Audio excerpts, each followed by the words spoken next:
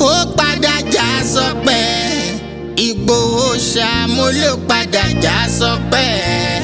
Ẹni sọ lẹ́nu ó pàdánù ohun gbogbo. Olùbàdàn kábíyèsí ẹ ṣeun o. Àìmọye ìgbàlárò kan àti mẹ́kún ọ̀sùn dá wá. Àìmọye ìbéèrè tí bàbá dámì àti bíra ẹ̀ nígbà ojú ogun lè.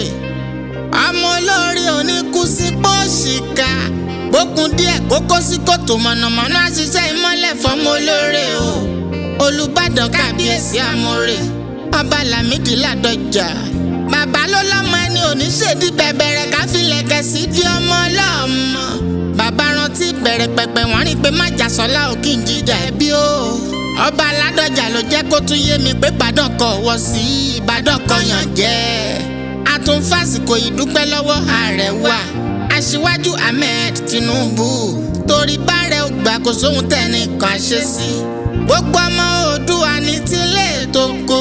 Gbogbo Afẹ́nifẹ́re nílẹ̀ yìí àti lókè òkun amóore o. Kàlàáfíà ò jọba ní Sunday Igboho ń fẹ́.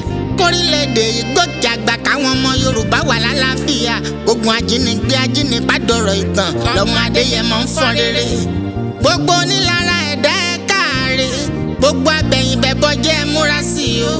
Ó tàn bí ó tàn lórí wọn nígbà tójú ogun lé. Ẹ ti gbàgbé ó ń bọ̀ àwọn là ń dẹ́ẹ̀dẹ́. Tó bá ní kó kan ilẹ̀ tó máa mọ̀la kò sẹ́ni tó yé. Ẹ jẹ́ àfìfẹ́ lò ká ṣera wa lọ́kàn ní Májàsọ́lá ń fẹ́. Torá lọ́pọ̀ à ń jọ wọ́n àníyàn à ń jà tẹ́.